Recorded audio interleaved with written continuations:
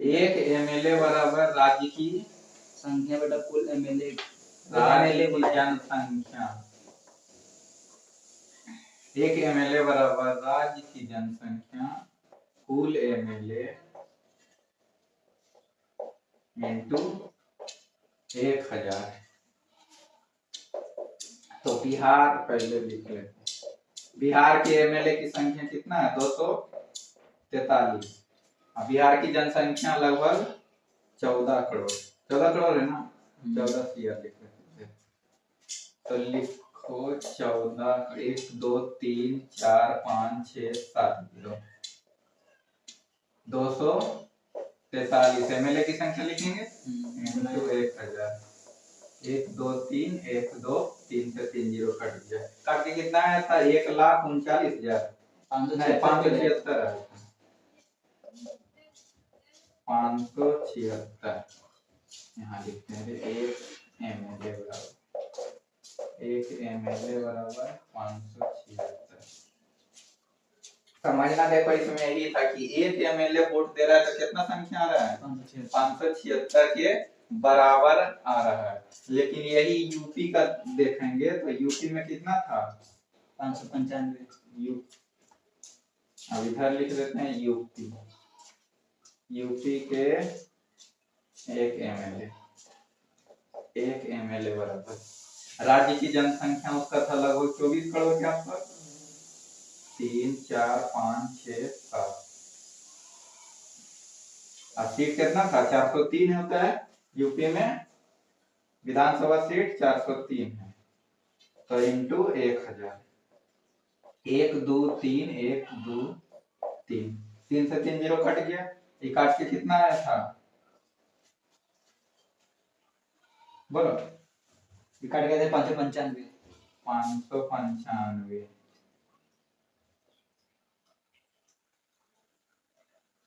595। अब इसी में मल्टीप्लाई किए थे 243। कुल सीट कुल का निकालेंगे ना तो 243 का आया था 1,39,000 कुछ आया था ना? हाँ 1,39,768। कौन? यूपी का बिहार का। इसका आया था 2,39,768। उसका 968 का 968 है।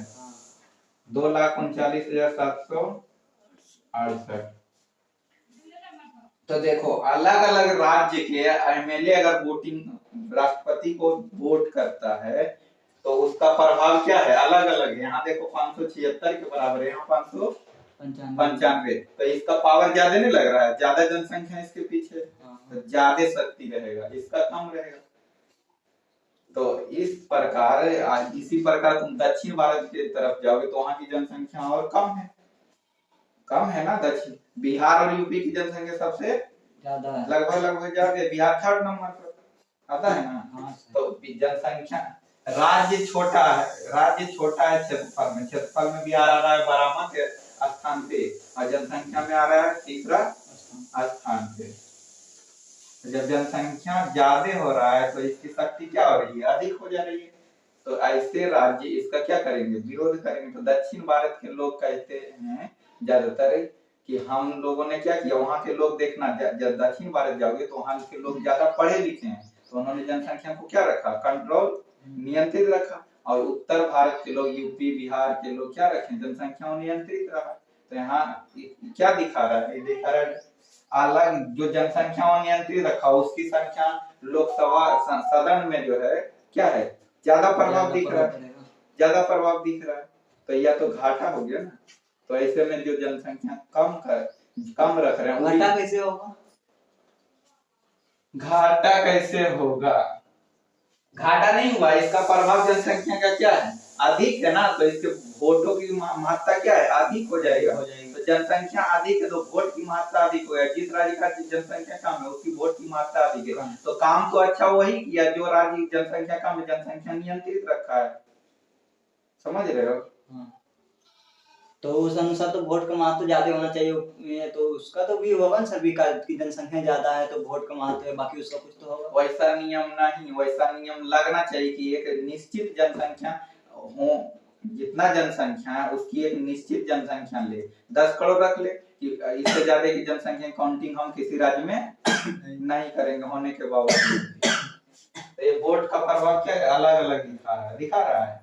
तो ऐसे में वो राज्य क्या कर रहे हैं, जनसंख्या को कम कर रहे हैं, वो भी क्या कहेंगे कि हम जनसंख्या अधिक बढ़ाएंगे, क्योंकि हमारे वोटों का प्रभाव क्या है, कम रहता है।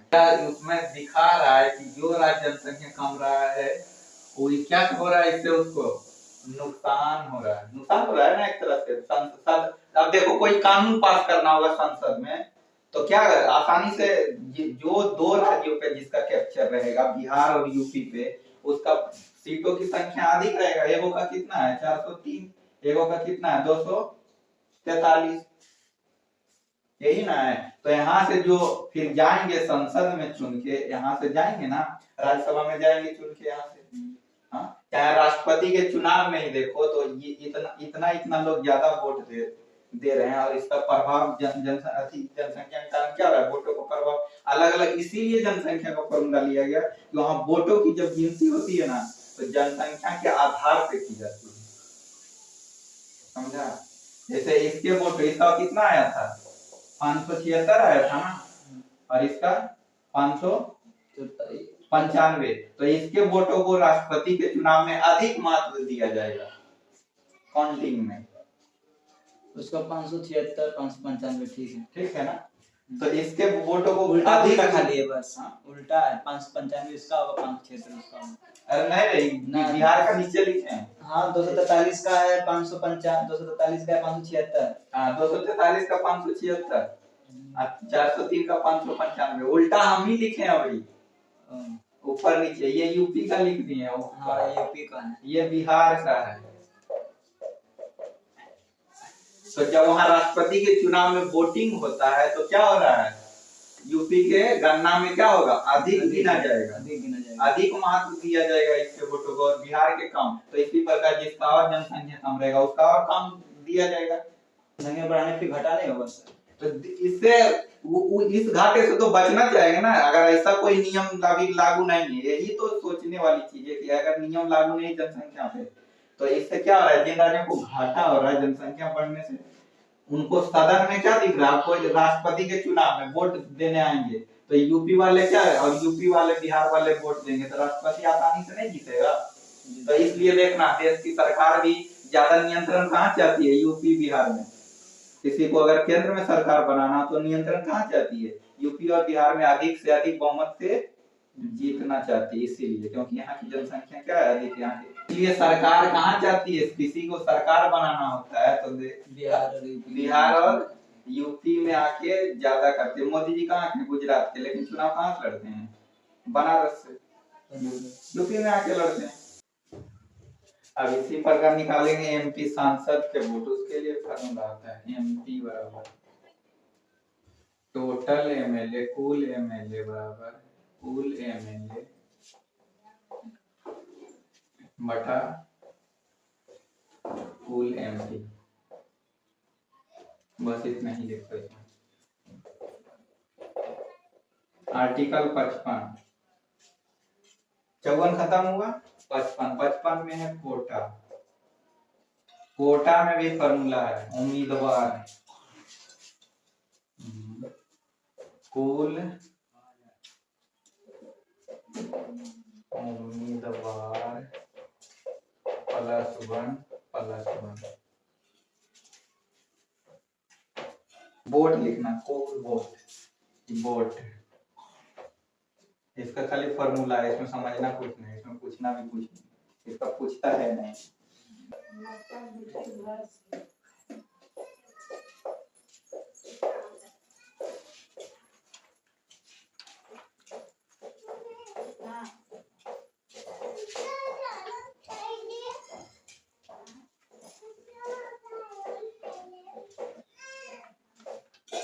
देखो पहला क्या लिखे थे, पद, दूसरा कार्यपालिका, तीसरा निर्वाचन, चौथा कोटा, और पांचवा अभिनय कार्यकाल।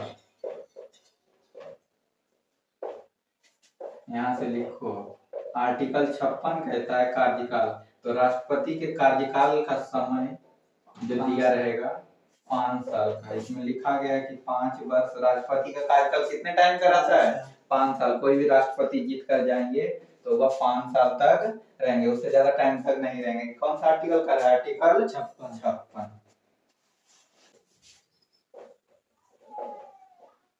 आर्टिकल 57, आर्टिकल 57 में कह रहा है दोबारा, मतलब कोई एक बार व्यक्ति कोई राष्ट्रपति बन गया और उसका मर्जी है कि अगला बार भी चुनाव लड़े, तो अगला बार भी राष्ट्रपति बनने के लिए चुनाव लड़ सकता है, दोबारा भी चुनाव लड़ सकता है। तो आर्टिकल 57 के अनुसार दोबारा चुनाव में चाहे तो खड़ा हो सकता है और राष्ट्रपति बन सकता है। आर्टिकल 58, आर्टिकल 58 में क्या बता रहा है? योग्यता, योग्यता की बात कर रहा है। तो इसमें राष्ट्रपति बनने के लिए क्या क्या होना चाहिए उसकी चर्चा किसमें की गई? आर्टिकल 58 में। वह व्यक्ति में क्या क्या होना चाहिए, उसकी योग्यता क्या होनी चाहिए राष्ट्रपति बनने के लिए, इसकी चर्चा आर्टिकल 58 में। तो इसमें कहता है कि वह व्यक्ति का कहाँ का हो? भारत का नागरिक हो, खाली भारत का ना हो, भारत की नागरिकता उसको मिली होनी चाहिए, रहनी चाहिए। हाँ, उसकी एज उम्र एज 35 साल कम से कम होनी चाहिए। इससे अगर किसी का एज नीचे है, इससे कम एज का है, तो वह राष्ट्रपति पद के लिए योग्य नहीं होगा। कम से कम उसका मिनिमम एज कितना रहना चाहिए? 35 साल, अधिकतम दिया नहीं गया है।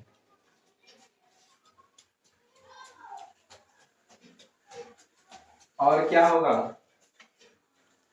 शिक्षित नहीं, शिक्षा इसमें नहीं दिया गया है। 35 साल एज होना चाहिए। देखो, राष्ट्रपति पद के लिए चुनाव अगर कोई लड़ेगा तो उसको कम से कम 50 प्रस्तावक व्यक्ति होने चाहिए और 50 अनुमोदक।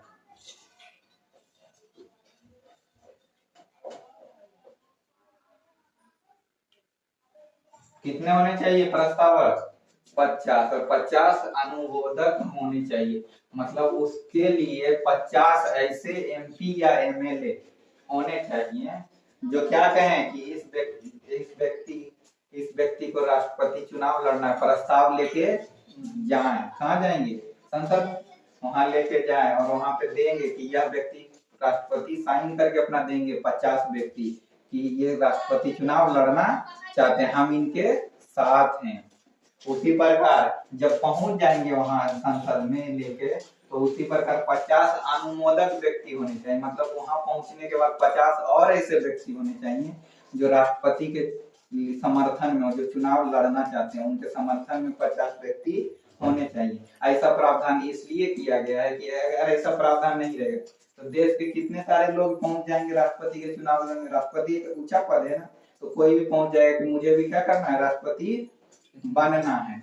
क्योंकि 35 साल तो कोई पूरा लेगा, जो पूरी जाएगा एज का भारत का नागरिक हो जाएगा। लेकिन देखो 50 एमपी एमएलए जुटाना उसके लिए क्या है? मुश्किल काम है ना। तो बनने से पहले कैसे जुटा पाएगा? जुटा लेता है, पहचान रहती है।